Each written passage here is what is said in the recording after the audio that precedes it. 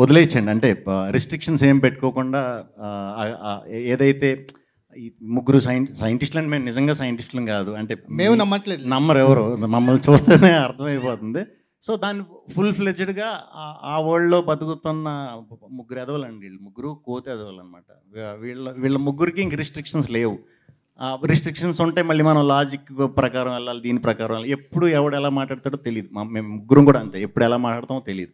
So, దాని గురించని మనం ఆ లాజిక్ అనేది మెన్షన్ చేసామనమాట. అంటే మీ జోన్ నుంచి కొంచెం బయట, అంటే మీరు కొంచెం రియలిస్టిక్ అప్రోచ్, కొంచెం న్యాచురాలిటీకి దగ్గరగా ఉండే క్యారెక్టర్స్ చేస్తూ ఉంటారు కదా. కంప్లీట్ కాంట్రాస్ట్ క్యారెక్టర్లో పడినట్టు అనిపించింది.